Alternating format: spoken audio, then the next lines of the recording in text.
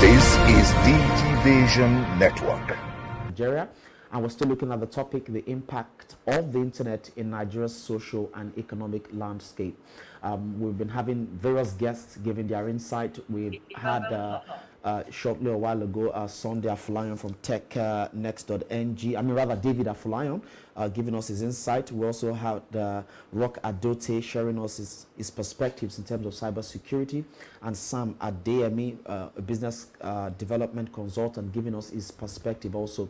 I'd like to acknowledge our partners before we proceed. I'd like to acknowledge the Nigerian Communications Commission, NCC. I'd like to acknowledge the National Information Technology Development Agency, NIDA. I'd like to acknowledge the Digital Bridge Institute.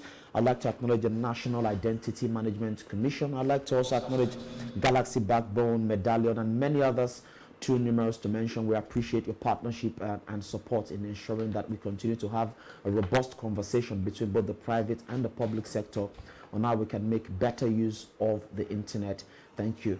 All right, I'm going to turn to Rock Adote right now, and he's going to tell us about personal banking and safety. Sam has told us that the banking, or rather will not be done on the internet. It's now a sort of like it's now digital banking, no longer the mainstream, moving to the halls and the physical bank space. But safety online is also very critical as we transact, as we use our ATM cards, or as we put our details online.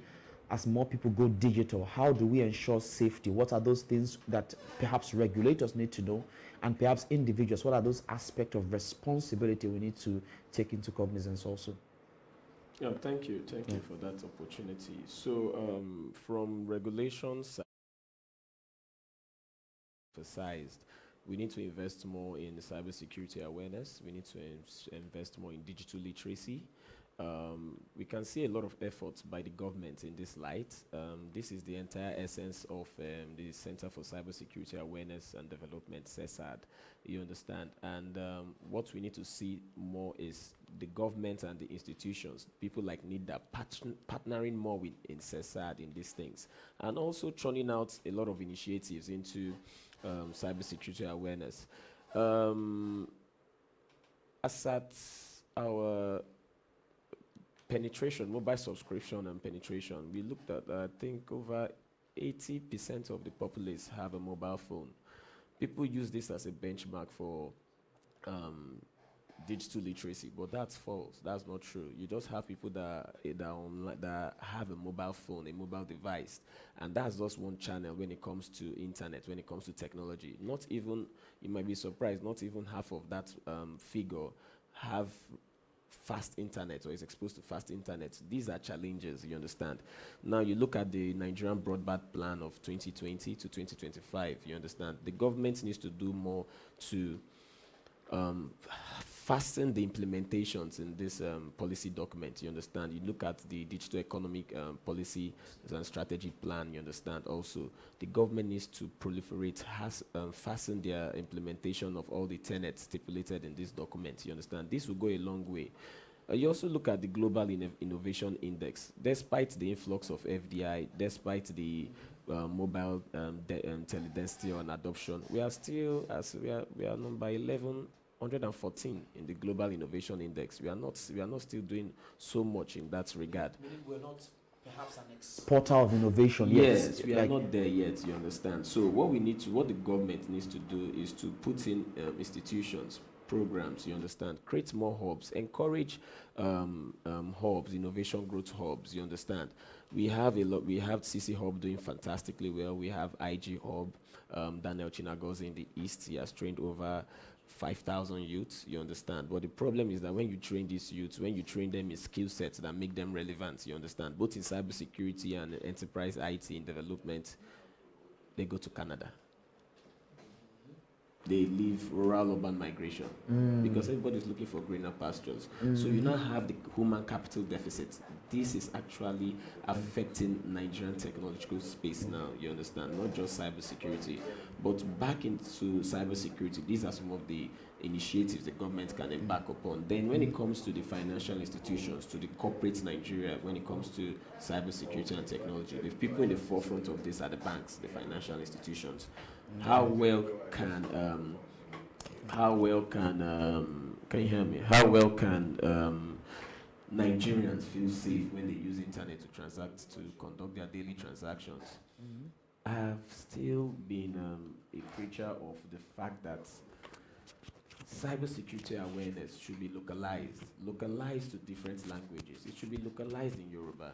You see a lot of Nigerians. Nigeria is a very plural society. Yeah. You can't be telling people to press star 555 to block their account in English. People don't know how to use that thing. So people are not even using an internet-enabled device. You understand? And Yeah, we have feature a phones. large, you understand? So people are using Chinese phones that don't have internet connection. Localize this in a language they will understand, and this will go a long way to reduce the rate of cybercrime, because people will be more aware of the risk they are exposed to when they resort to these channels for their financial transactions. You understand? Make people aware that you don't expose your ATM cards. Make people aware that your birthday is a significant security information. You understand? If you go online, you go to online services, most even Netflix, once you've forgotten your password, they say, you know that, what's your mother's maiden name? What's your last car? If you can't get anything, they ask you, okay, verify your birthday. Those are you. I don't know your birthday and I'm a cyber criminal, I'll just go to Facebook and look for where they wish you happy birthday. Even though you block it, except you're not a human being or you don't have friends. If it's not on Facebook, it's on Instagram. If it's not on Instagram, it will be on LinkedIn. Don't put too much information about yourself Online. on social media. You understand? So these tips, Confidence Staffley is also doing a lot of good job. That is no go for Maga, a good friend of mine too. You understand? These people need to be encouraged. Government needs to create out maybe like an SPV or projects. Invest in them, even financially. You understand? Especially the hub and those accelerators. So these are other steps and ways we can be able to instill that safe culture in Nigeria. Because as the ecosystem develops, as we begin to adopt more and more of these technologies and solutions, it's important. And I like the fact that you talked about local languages, how Localization, we can localize it, because the Chinese man would not want to pass a message on that Chinese man and use English. He won't do that. The German man will not want to talk to a German and use English. He would use the German language. So we need to encourage that Yoruba, Igbo, Hausa usage. 100%. It's 100%. In Borno State, in Kano State, put your advert in their language. Tell them what to do to feel safe online. Don't think another thing is, don't underestimate the young generation. We're in the computer age. My 2-year-old boy is already pressing computer and typing this thing. He's going to Google Play Store to look for games, and he likes it. I don't want to delve into child protection and all those. But that's a There's time we total can talk different about baggage. that. There's time we can talk about that. Thank you. Yeah, thank you very much. Okay, we're going to turn to Sam right now, and we're still looking at business development and business usage of the internet. But perhaps you may want to talk about social media first. It's something that has been ongoing and is still ongoing.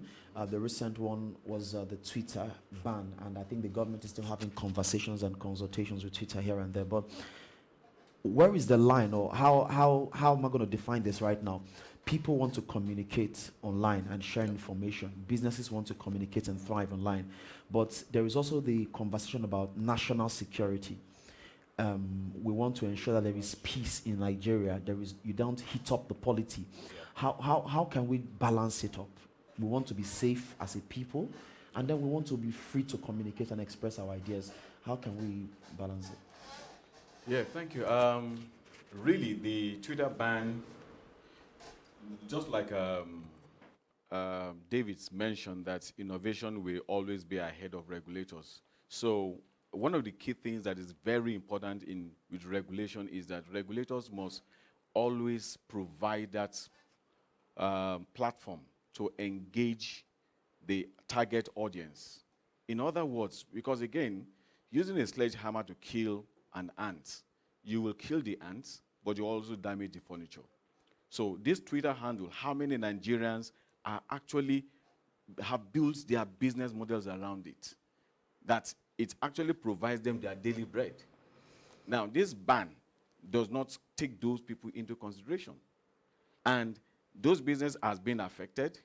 So what the government, I think, should have done, though what their intention, yes, because again, you can't sell anything when the nation's on fire. Yeah, sure. So there really should be some sort of control But stopping the vehicle and saying we want to put in control measures really is not the way to go about it. I think I was hearing one of these government aides speaking, and they said the first step to regulation is actually to ban first. That you need to stop all forms of activity, then they can now set up a framework. I think that's what the government is doing. But like you said, there needs to be that conversation first before you sort of like slam the sledgehammer and stop all procedures. Exactly. So we are in a global world now. So there will be the border lines about Nigeria, Ghana, and all that will fade out with time.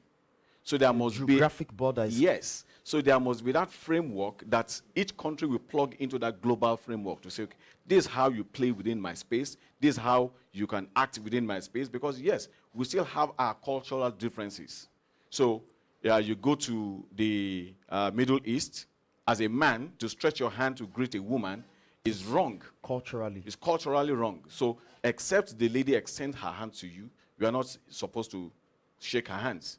In Nigeria, it's not, we accept it. So yes, there are cultural differences that we need to infuse into all these trans-border kind of technologies, but it's not by breaking the box. It's not by stifling people. Okay, so you want to regulate. You've killed your people. You've killed their businesses. So eventually you now say, yes, let business continue. So just by digression, I hear also that CBN is also contemplating of having their own cryptocurrency by October. Now, that's a good development. But it doesn't mean you stop the party that is going on because you want to create your own. So let everything, understand everything, and nurture things rather than break things. So that's the area that I think our government needs. They need to nurture more of this innovation than break them before they Perhaps, regulate. I mean, want to look at it this way: with every good thing or every good innovation can also be manipulated for wrong uses. For instance, a gun. A gun is not necessarily evil, but when it's in the hand of It's the a criminal, it becomes. When it's in the hand of the law enforcement agents, it's good in that sense. So I think our regulators are perhaps listening. We're also expecting other guests to join us virtually if they're ready. Peter Oluka, the editor of techeconomy.ng, Olajide Adebola, the National Digital Health Consultant of the World Health Organization in Nigeria. We're expecting also Prince Oswago, who is the head of ICT of the Vanguard newspapers, to also join us. Okay, I think we have Olajide Adebola, right? Okay, Ajibola Abiola, okay.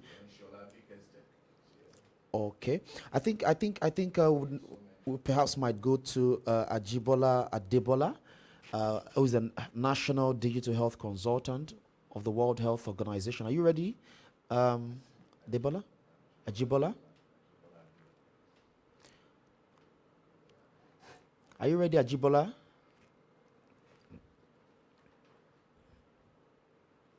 Okay. I think, what about Mr. Bickersteth? I think it's a German name or something. Shola Bickersteth. Are you ready? Okay, Ajibola is ready. All right. Good afternoon, Ajibola.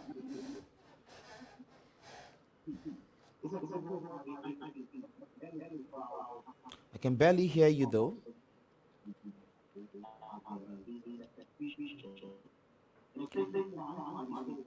Okay. Is he speaking? Okay. I think, what about Shola? Shola Bickersteth?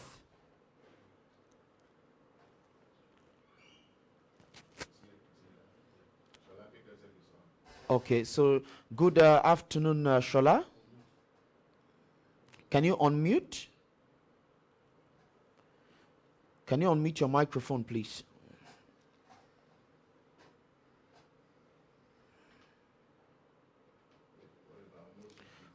Okay. What about Nwosu Peace? Are you ready for us? Nwosu Peace.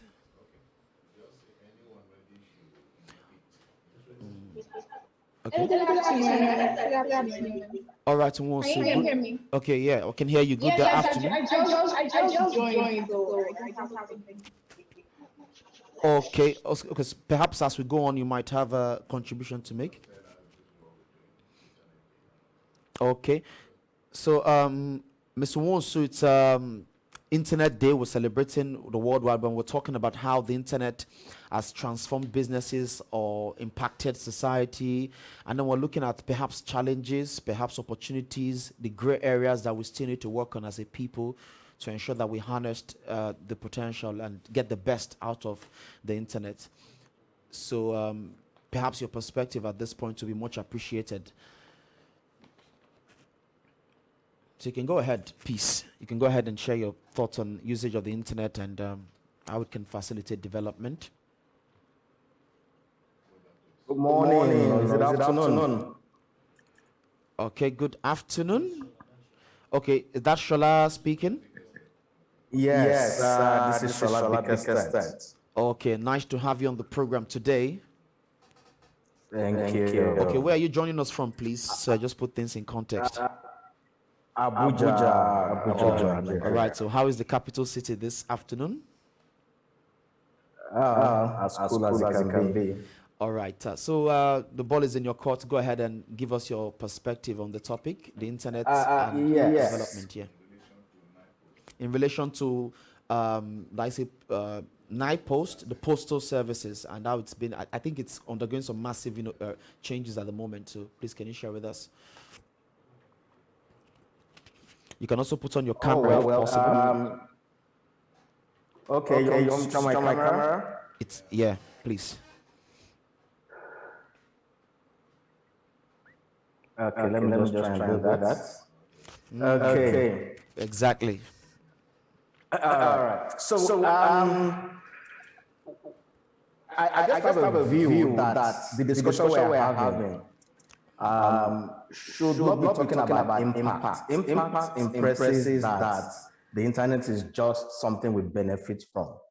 What we should be talking about here is the fact that without the internet today, no economy can survive. It's as simple as that. And so we shouldn't be talking about how to manage the after effects or how it has affected our life. We should have a bill. There's something similar to that. Those are part of the attempts that have been done to try and modernize the postal network. But we should have a bill that recognizes access to the internet as a fundamental human right. And I'm not joking about it. Some countries have done that. And there's evidence that when they prioritize internet infrastructure, the economy changes. It's not a matter of it has an impact. Impact means that there's an improvement. We're not talking about that. We're talking about survival. The fact that you cannot survive today without internet access. There are so many things we started taking for granted. And we've already spoken about in the past 1 hour. We take it for granted, but we've never, if there was no internet, it would have been physically impossible. And we are now in an age where people can download apps and borrow money. Those are direct effects of what internet is doing. So it's a survival issue, it's not an impact issue. And I would like us to spend some energy. What bill should we be encouraging the National Assembly of Nigeria to pass to fundamentally change the way we perceive the role of internet in our economy? Perhaps, Shola, let me put the question directly to you. Looking at your own sector, the space you play, what do you think we should be passing as a law to facilitate more this survivability using the internet in a sense? Well, I'm a financial inclusion specialist, and I spend a lot of energy around professional agents network.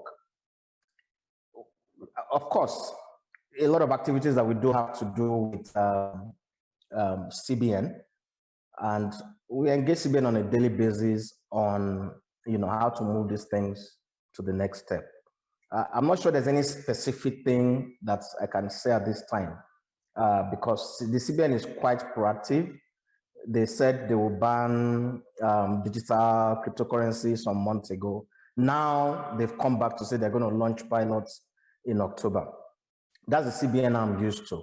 They respond to the realities of today, and they do it very fast. And as of today, Nigeria's, especially I'm speaking specifically to the financial services sector now. There are financial services that are available in Nigeria. You cannot get them in America till today. That's fact. So in that regard, we are not doing too badly. It is the fundamental infrastructure that is missing. So for example, if I ask you, how many houses do we have in Nnewi? We have no idea. Talk less of how many is one-story building, how many is a bungalow, how many is painted white, how many streets are there. Those are basic. That's why it is information technology. So it is making all that information accessible in real time. That is the work that we all need to do. I think the CBN is doing well. I'm not sure there's anything we need to add to what they're doing from my own activity perspective, because those are things that are not necessarily technology. There are other things that affect the kind of work that I do. We just use technology to try and ameliorate it. Okay, but you said you are more of an advocate of financial inclusion, ensuring that people everywhere have access to financial services, irrespective of their Yes. financial status or something. Would you want Yes. to perhaps advocate that the internet should become a fundamental human right, where we treat it just like freedom of information or freedom, right to life, right to internet? So we're talking Yes. about, okay, every child deserves an education. Can we say every human being is the responsibility of perhaps government to ensure that there is an enabling environment for every Nigerian to have the internet they need to plug into the global space? Yes, that was what I said.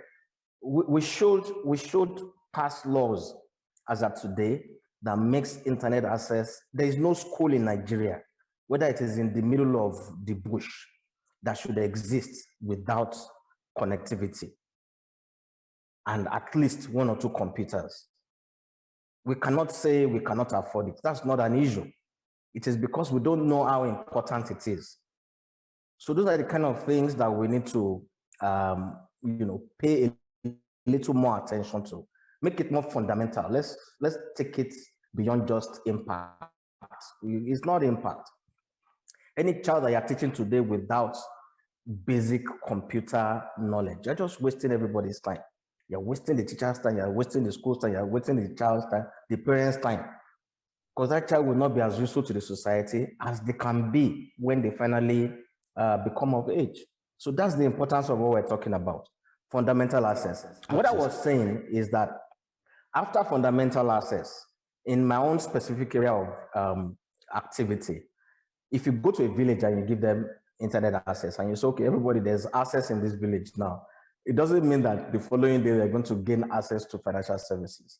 You now need professional or professionally competent agents who can now interpret that access for them, who can go to their farms, take pictures, and go to where the internet is and upload it. So it's like what we have in Nigeria today. In every village, there's a pastor, there's an imam that interprets the word of God, the Quran, the Bible, for the local people to understand. We need something like that, but that's not necessarily, direct internet. After the internet has been provided, then there's all these, additional things that we now need to do to make it work. But at least let the foundation even be there. Then we can start building on top of it. All right, thank you, Mr. Shola Bickersteth. No doubt the internet is vital to life, vital. One of us put it here, it's a backbone of life today. So we appreciate you for this insight. Thank you very much. All right, I think we also have some other guests joining us. Okay, Adad Juma. All right, okay. Good afternoon. Good afternoon. Can you hear me? Okay, you're on mute. Can you unmute your microphone, sir?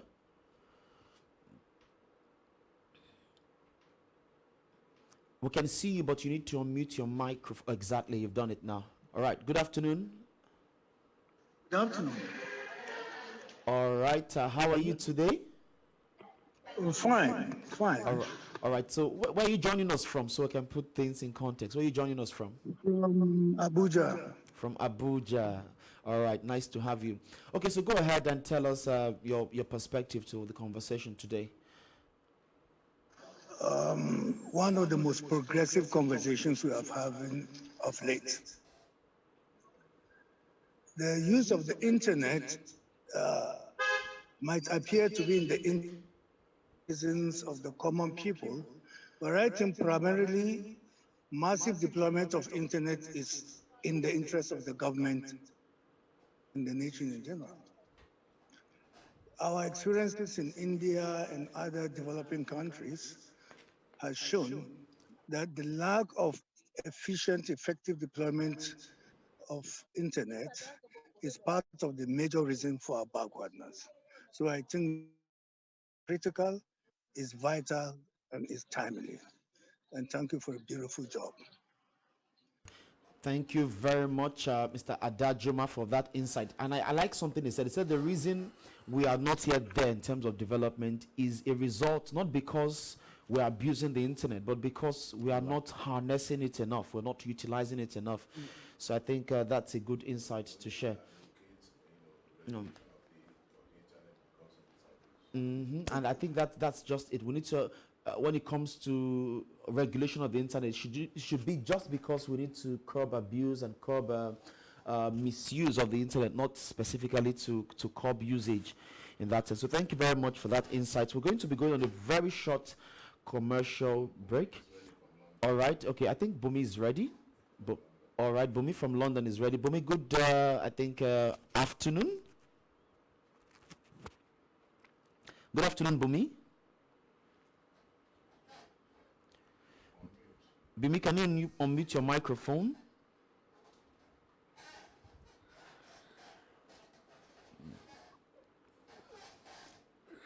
Hello, Bumi. Hi. Good afternoon. Good afternoon. How are you doing today? Very well, thank you. All right. Can we see your face so we can have a feel of you a lot better? Okay. Okay. And how is London? Very well, thank you. Very well. All right. So let's see your face before you. Okay. All right. I can see your face right now. Yeah. All right. So Yeah. let's go straight ahead. The internet, its impact in our social and economic life, and what's your perspective to it? Okay, so my perspective is that it has actually made businesses serve customers better. So I used to work with the electricity sector, and working in the customer service, we have a lot of complaints as regards customers coming to complain about payments and all that. So you find dissatisfied customers generally. So, but with the innovation and then the regulators, which is NEC, saying that all the discos should automate their process, my company was actually the pioneering company in that regard. And then they were able to automate the processes. So from the comfort of your room, you can actually pay your bills. You can actually check your unit balance. You can actually load your prepaid meter, for example, and so many other stuffs like that. So yeah, the IT sector has really transcended and has made businesses even more better in servicing customers and then in also providing solution, because that is the basics of everything, providing solution to every challenge. So that's what I can say. All right, thank you very much, Bumi from London. The internet is an enabler, helps us to provide solutions to problems. Thank you very much for that insight. And continue to enjoy the summer right there in the British capital. Yeah, thank you so much.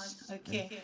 All right, so I think we're going to go on a short commercial break right now. When we come back, we're going to delve further into, I think we might want to talk about skill development, skills and education vis-a-vis the transformation that is taking place via the internet. So don't go away, join us again. Hello, I'm Mojisola Alabi. I urge you to join us at the World Wide Web Day 2021 celebration.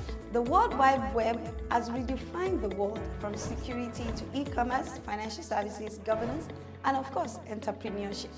This is why the Center for Cyber Awareness and Development, CECAD, and Cyber Africa Magazine and other partners brings you the World Wide Web Day celebration, a day to celebrate the web invention, its impact, and the role in the world of governance. Join us at the prestigious Radisson Blu Hotel GRA Ikeja, date 9th August 2021.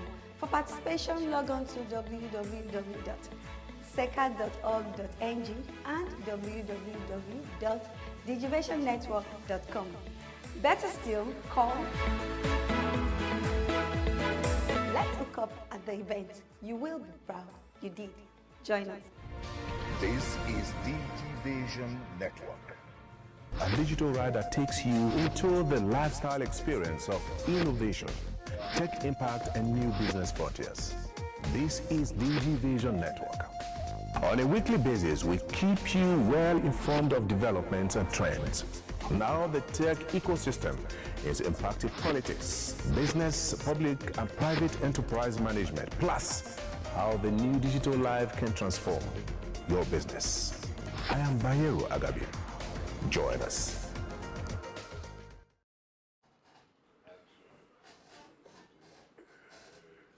All right, if you just joined us, you're still on to Digivation Network Plain Talk, and today we're looking at the impact of the internet in Nigeria's social and economic landscape, how the internet is transforming Nigeria in terms of both businesses, private sector, our everyday life in that respect. And we've been having various guests from all parts of the world, from London to the US to Nigeria, and we're going to be going further in the conversation.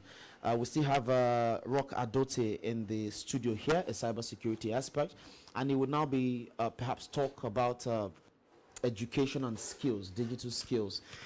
In a world where the internet is now live, do we have the requisite skills? And where those skills are being developed, how are we utilizing them? Are we just perhaps sending them to the developed world, or are we utilizing them in Nigeria or Africa?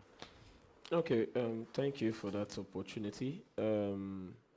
In response to your questions, we are currently having a lack of the specific skill sets that's going to make you relevant in modern businesses. In Nigeria, we are having that lack, and it's more even worsened because you have a lot of, because the technology ecosystem is actually developing in Nigeria, it creates more opportunities as forced businesses to resort to technology in order for them to remain operational efficient. But you don't have the people that have the competencies to be admitted into these roles. They are looking for greener pastures because the economy is getting worse. You understand? So you find a situation whereby almost all tech, I had the opportunity to even be in the services sector, you understand? So I don't superiors, all of them are in Canada, UK. You understand? This is the current situation we are having. So why is that the case? Is it that the businesses here are not thriving as well to employ these people, or to retain them or something? Or it's not limited to just the business alone. It's actually more of the value you acquire when you leave a job, become technology tools, you understand, is the same value you have that a Mark Zuckerberg had before he built Facebook. It's the same value that a CEO, a young CEO in Germany has, you understand? So it's not about, gone are those days where you're learning algebra and you're using a wrong curriculum here, and in abroad they're using a more advanced curriculum. If you're a full stack developer here, you'll be needed in Singapore. You'll be needed in Tunisia. You'll be needed in Canada. You understand? It's not a matter of, do these countries, do they even have the need to, are they suffering the same problem as you are suffering? Do they need such skill sets in their own economy to boost their own economy? Yes, they do. COVID-19 was a global pandemic. So there's a demand. You understand? There's a demand. UK now, I think they're entering another lockdown because of this Delta second wave variant, of COVID-19. You understand? Almost all businesses are resorting to remote operations. When you're talking to remote operations, the only enabler for you to remain in business is technology. You don't even have enough talent pool in those states. So what they are doing is they are looking for the smartest minds in Africa. Nigeria, we have the population. You have a teeming youth. You have them. I can tell you for free that Nigerians, I don't think there's any sector in America. It was in this issue when they were looking at the population of other countries, citizens, immigrants in America. That was during Donald Trump administration. It was on CNN that Nigeria considered the largest population in almost all industries in America. You understand? We are in banking, we are in almost everywhere. We are doing excellently well. You understand? So, yes, that problem exists for digital skills. And another area of it is where what government needs to do is to support these growth and incubator hubs. We have CC Hub, we have IG Hub in the East. You understand? Those people are doing excellently well, and their resources are lean. You understand? Imagine training, investing in the capacity building of over 3,000 to 5,000 youths, giving them all sorts of skills in cybersecurity, in application development, in digital media. You understand? And that's where another problem is being observed: rural urban migration. So you see people in Aba. These people have sufficiently trained these people for them to be useful to global businesses, helping them to handle their managed services operations. Immediately they learn in these places, because the economy in that places is not supporting for them. They are not encouraged enough. They start moving to Lagos, or they move to Abuja, or they move to other, or they end up leaving the country. So the tech ecosystem in that place suffers. You understand? These are some of the challenges. Governments can come to create an enabling environment that will make our youth stay in Nigeria, you understand, and don't look for such greener pastures elsewhere. Thank you very much. Enabling policies to make the youth stay and not look for greener pastures elsewhere. That seems to be a lot. Enabling policies. Perhaps you may want to talk about that enabling policy. What can you maybe perhaps list some of them for us? Do we need to, would I say, looking at even in the context of the ban, how many youths depend on Twitter to make ends meet? When you ban Twitter in Nigeria, perhaps they may move to Ghana, where they still have a platform. So policies and that will make the youth thrive in the digital space. One of the very fundamental policy is the access. So if you don't have the access to the internet, it's like still operating in the Stone Age. Does that lead us to perhaps the cost of internet today? It's only the infrastructure of carrying the bandwidth. So Nigeria has idle and redundant capacities in terms of internet. So you have main one cable, you have MTN cable. They've landed here, and it is not distributed. So you have, just like we have in power sector, power is being generated, but is not being distributed. So the same thing also happened in the internet capacity that we have. Nigeria has enough internet capacity, but it's not, there's no infrastructure to deliver it to the last mile, to deliver it to the rural areas. So it's not like road network. So you remember those days, several years growing up, you have cities built around where you have roads. And then where you have parks, you have mega cities. The same way you will have urban development spring up. Once you create these internet highways, where at every state you have a major hub, and then into the rural areas, at least these guys can do some work. So if I learn how to use graphics, and you want me to stay in my village, which I could have comfortably sit down and do my work, but because I don't have the bandwidth, I don't have the infrastructure, I have to move to where I can get it. And from moving to there, I now realize that Canada has even a better one. So why should I stay here? Then I move on to Canada or move on to Europe. So that's really okay. Yeah, to complement what you just mentioned is another unspoken challenge to internet as a tool for socio-economic development. It's cost. It's cost. But some would argue that Nigeria has some of the cheapest internet rates. No, that's not true. That's not accurate. Saying true is wrong. That's not entirely accurate. Okay. Why do I say so? Nigeria has one of the lowest GDP per capita income.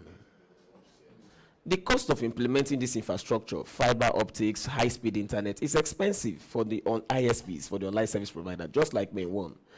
And the problem is that it's this same cost that you used to implement in America, you used to implement here. So you see an ISP implementing this in America, but because of the dispensable income of the people in this country, they can afford that internet. If you want 2G, your smartphone will give you 2G. If you want fiber optics, you may need to pay. Fiber optics is high broadband. I had the opportunity to engage with Daniel Chinagozi then in Abia State just recently. And he made mention of this. He said they consistently train youth and they manage businesses in Poland, in Europe, in several European states, from Nigeria, from the East. And the problem they always have is, these clients they always complain of is, we cannot hear you well. Latency. We cannot see you. You will say hi. It will take 5 minutes for the hi. You hear the hi. You understand?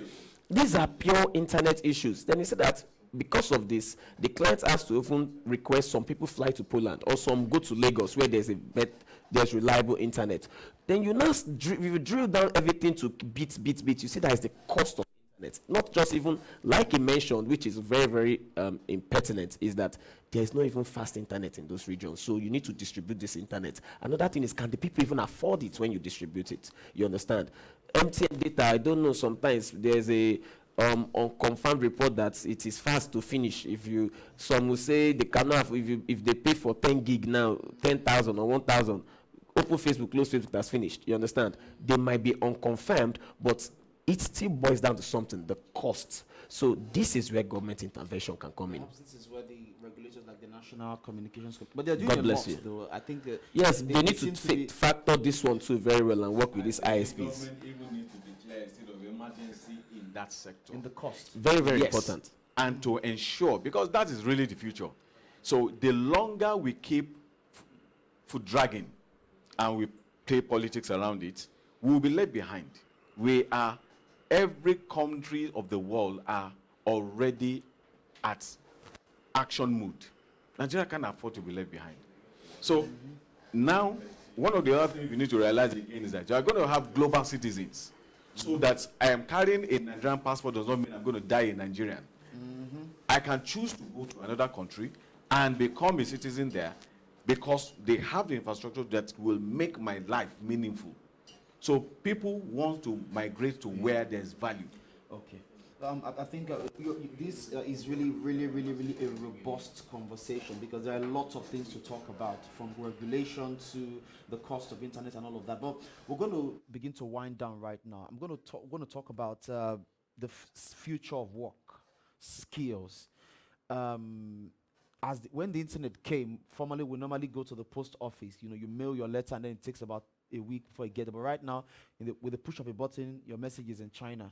So what skills should people be getting themselves equipped with, and what are the industries, what are the sectors who are going to find displacement, because some persons will have to lose their jobs, and then new jobs will have to come on board and things like that.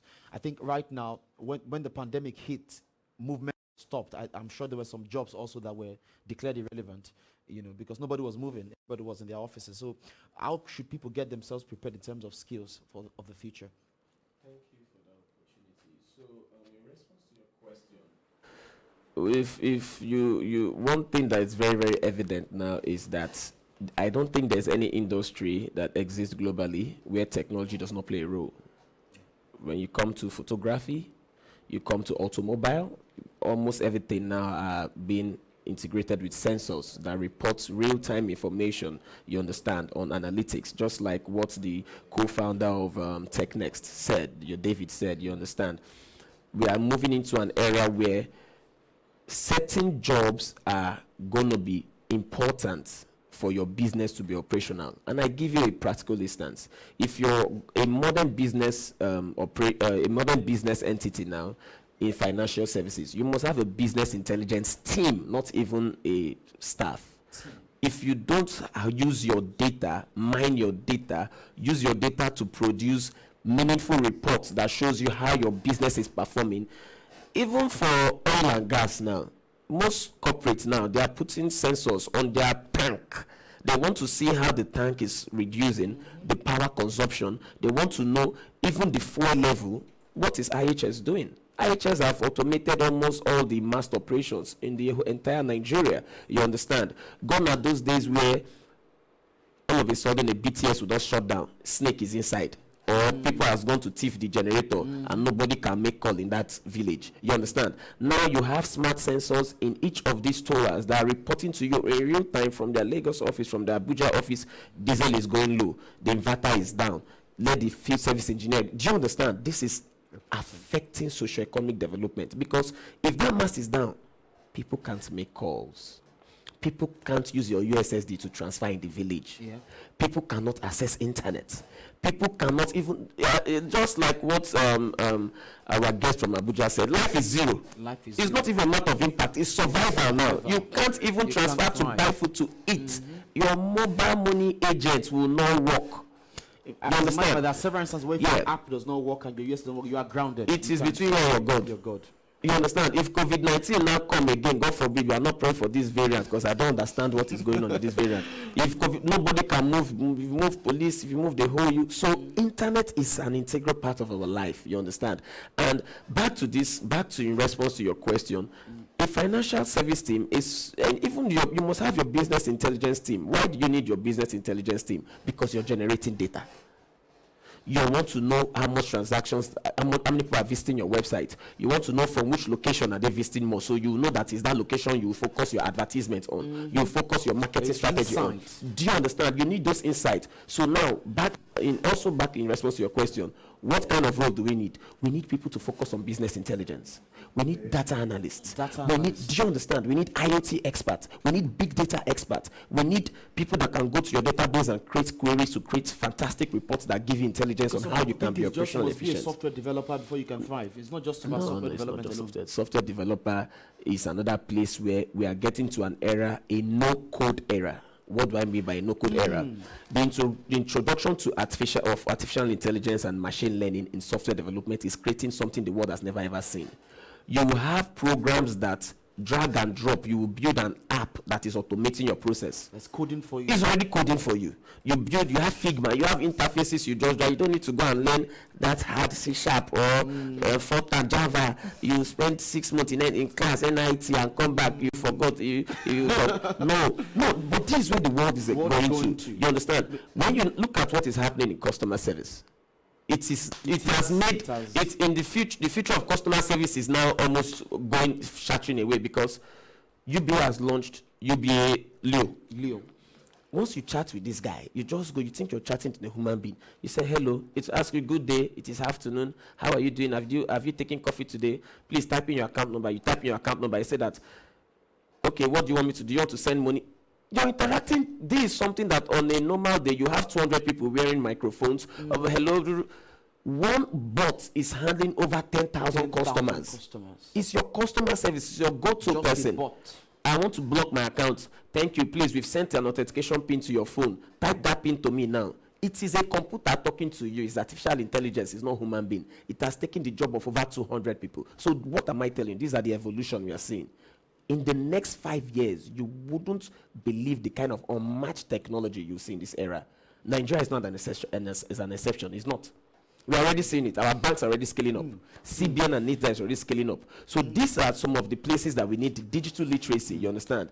And more skills, more youth to delve into these skills. Our problem is also Canada. Canada is not our problem. It seems they're just waiting for you to just let them invest in you. They'll just take you and go to you. All right. My last question for you, Rock, is about cyber responsibility, online responsibility. Perhaps there are tips you need to put out, you need to share how to be safe online. Don't do these things you must not do online, because nowadays, I think we were talking some years ago, you're doing your birthday online, you're doing your marriage online, everything is, you're just pushing it there online, forgetting that your life can be plotted from your online presence. So what are the things we shouldn't do online? And for me to because this is where almost all my activity is centered around, is that first, do not put too much information about yourself online or the internet. Just like he rightly mentioned, the internet does not forget, it keeps your footprint. I was having a discussion with some of my senior friends the other day, and they just brought out one picture of an article I wrote in Tech News where Peter Ugo is. And I saw myself, I was like, is this me? This was over 10 years. You understand? The internet never forgets. And one thing the youth needs to reckon with is that, look at what is happening to Twitter. Nobody will ever envisage that the government will ban Twitter. It looks like the most insignificant least thing. But one fake news on Twitter can cause sectoral conflict in JOS. One just Photoshop picture can cause sectoral conflict in JOS. A lot of regulation. I don't want to delve into those discussion. If not, it's a discussion for another day. But why am I saying this? Don't put too much information on yourself on the internet. Another thing is that these platforms are not your friend. They are not your friend entirely. And why do I say so? Yes, you can use it to promote your business, to make more money, to advertise, get more leads, like Facebook is a tool for geospatial intelligence. But little do we know that Cambridge Analytica was working with Facebook to discredit another political opponent in Nigeria election. Do you understand? It was on global news. You understand? They were creating ads to discredit another presidential opponent to favor another one. But in their policy, they say we don't share your ad. All these are issues around privacy. Facebook will ask you, what's your mother's name? Where did your mother work? What is your last school? What is your... What are you doing with this? I don't understand. And then you understand? Another thing is in government information security. If you're occupying sensitive government positions, don't put too much information about you on LinkedIn. You just make yourself a prime target for spear phishing, for targeted attacks. You understand? We are seeing what Russians are. We are seeing what Russians, Chinese are doing to United States, and what United States too are doing to them. I wonder, you understand? We are seeing all what is going on. When you are occupying a sensitive position, you're a prime target. Not just that. Even when you're a contractor to that organization, you're a prime target. When we go to vendor intelligence, vendor cybersecurity, that's a total different ball game. You understand? But don't put too much information about yourself on social media. Another thing is handle your digital cards. Like, guard them with your life. You understand? Your payment cards, your mobile devices, guard them with your life. You understand? We've had proof of concept where we've seen most of all these apps. If you look at the amount of data, don't even install third-party apps that you don't need on your phone. Revoke permissions from these apps. There's some apps you see on Play Store. They have access to your contacts. They have access to your SMS. There's this app. I don't want to call the name because it's a business entity app. But once you install it, it just takes your messages. It asks you for your message access. You allow. It takes your messages. It sends to their server, and they plot how you spend. They will tell you they are giving you advice so you will not spend less, but they are holding your message. That means if even an OTP or a sensitive PIN or a password, or now that your phone is your primary tool for authentication of almost all your online presence, those people will see it, and that third party will see it. Can we beat our chest and say that they are compliant with cybersecurity standards in their office? We don't even know who they are. Yeah. We don't even know who they are. Now imagine a government staff or a prime person in Nigerian government using this app.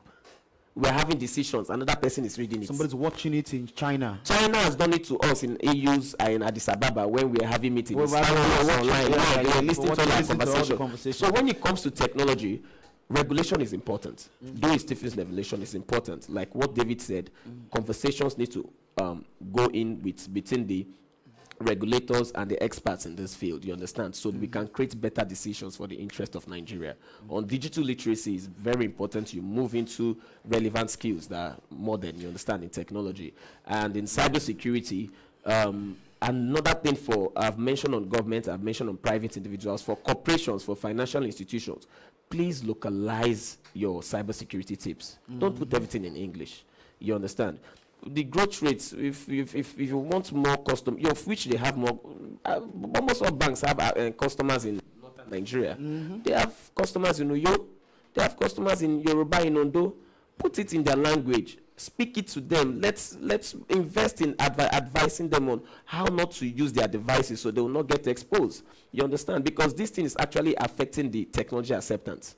So at the end of the day, people will say, no, mo fẹ́ ATM card o, mo fẹ́ mobile banking, mo fẹ́, so your entire investment in financial inclusion is even defeated.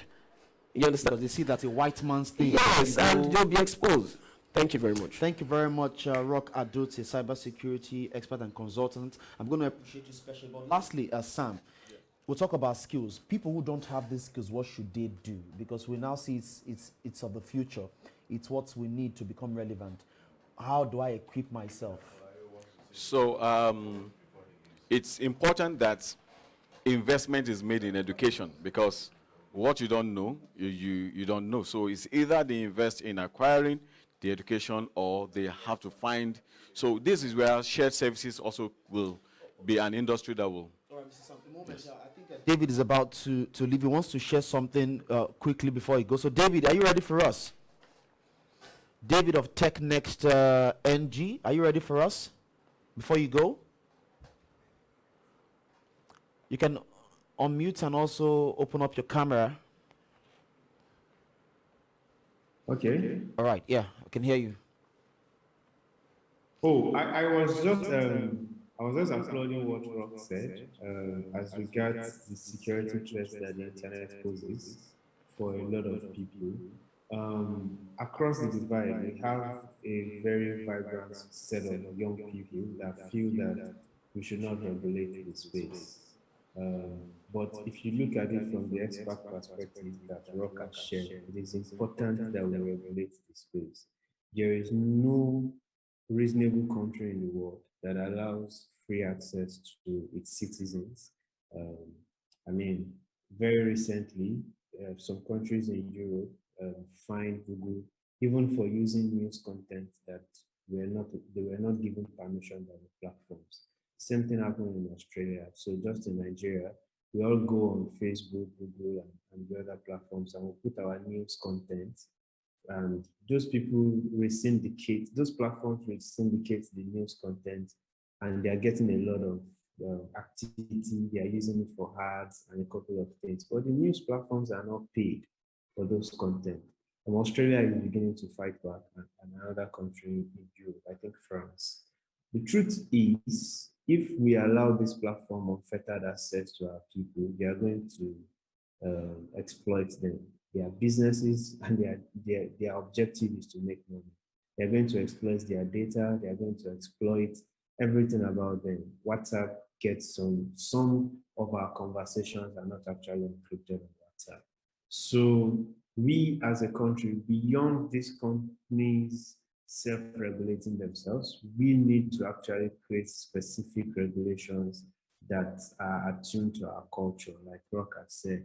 Because in the end, we can't be talking about adoption, digital adoption, when people are scared about the effect of their adoption on their security. I know people who don't use ATM. I know people who don't use CSSD because they've had very negative experiences about their monies. And not very many people know how to curb a lot of things. So there is that need for us to regulate, but there is also that very urgent need for us to engage. So engage people like Rock who have a very good understanding of how cybersecurity works, but also engage people who use these platforms and the people on the ground, not just the foot soldiers like the agents who take the banking transaction to people, for instance, but the people on the ground. How best do we communicate with them? That something is adopted in London does not mean it's going to be adopted in a good state. So you need to find out what works for the people. What is the best form of financial services for people who are market users and who have to transact on cash on a day-to-day basis, people who do market contributions and all that. So technology is international, but it's also very local. If you go to India, the way they interact with technology is different from China, because these people have found a way of localizing technology to themselves. So we may go far, we may raise from Europe, we may have degrees from Harvard, but there is a need for our innovators as well to go to the rural spaces and really think about how will these innovations impact the ordinary people on the street. And after this has been done, then we can now begin to come up with policies that would restrict how these foreign platforms engage with our own citizens in a way that is going to be profitable for them. I feel if we do this, a lot of people will feel free to adopt this technology platforms for their daily transactions. And that way, government will also be able to come in to give penalties if these platforms fail. And those penalties will also be some revenue generating platforms for them. In the future use. So indeed, we need to regulate, but it has to come with knowledge. And knowledge comes with interaction with the people who are experts. Yeah, thank you so much for Thank this. you. Yeah, for this balanced perspective. We need to regulate. We also need to have this conversation, to this dialogue that ensures that we don't just slam the hammer against people who are thriving via the internet. So we're going to come back to Sam right now as we begin to round off skills. What do people who do not have these skills, what do we need to do to ensure that our people are skilled in line with the internet opportunities that are available? Okay, thank you. Like I mentioned, education is very critical for every business owner. First and foremost, the business models have changed. So before now, you will not have a title holder like digital marketing manager. Right now, if you don't have a digital marketing manager, you are losing a lot because your buyers have shifted elsewhere and you are still looking at the analog method. So there are a number of roles that needs to be looked at again. So business models really needs to be looked at and upgraded to meet the technology trends that are obtainable now. And also, every business owner also needs to have right education, because if you don't know, you don't know. And because you are the one driving the entire enterprise, you need to know where the vision is yours, and you need to be able to now update it to the 21st century and see how the various aspects of the business need to be running. And then you take ownership and then move on. All right, Sam, thank you very much for that insight. Thank you very much. And I think this is where we'll be drawing the curtain today on the Digivation Network Plain Talk. It's been a wonderful, wonderful conversation from all of our guests here in the studio, and of course our guests joining us virtually. They shared perspective on how we need to give more opportunities to our people in terms of skills. They shared perspective on how we need to regulate the space. Yes, it's good, but we need to have some control. And they talked about how also the internet is not just a means of doing business or making an impact, but also a means of survival. Because if you are not a part of this digital, would I say, wave, you are cut off from the global economy, you're cut off from opportunities, and the case just goes on and on. So we appreciate all of those who played a key part in making this possible. We appreciate all of our partners, the Nigerian Communications Commission, and of course, first of all, the Federal Ministry of Digital Economy. We appreciate them. We appreciate the National Communications Commission. We appreciate the National Identity Management Commission, NIMC. We appreciate the National Information Technology Development Agency, NIDA. We appreciate also Digital Bridge Institute, Galaxy Backbone, and all of our partners that have partnered with us to ensure that we pass this message across, ensuring that we have this robust conversation. All right, you can follow Digivation Network on all of our social platforms, Facebook, Twitter, Instagram, and of course YouTube, where we also shout out nice videos every now and then that informs all of our audiences. And of course, keep utilizing the internet, keep making use of the internet, and ensuring that you thrive in terms of your businesses and in terms of your life too. All right, it's been a great time talking with you, Sam. I appreciate you. It's been a great time. Nice having this conversation. Thanks for coming to the studio. Nice Thank to meet you. Okay, and of course, Thank you. Rock, the Rock. I appreciate your time coming here today. So until next time, we'll have another Digivation Plain Talk. And Friday or two are saying bye for now. I'm here to talk to you about the internet We crushed it. has been defined as well from security, commerce, financial services, governance, and entrepreneurship. The internet is now a major drive. This is why the Center for Cyber Awareness and Development and Cyber Africa Magazine and partners brings you the World Internet Day, a day to celebrate the world innovation, its impact and role in world governance. Join us at the prestigious Citizen Blue Tech For participation, log on to www.CECAD.org.ng and www.digivationnetwork.com. Better still, call World Wide Web Day, a celebration of the evolution of internet. Join us.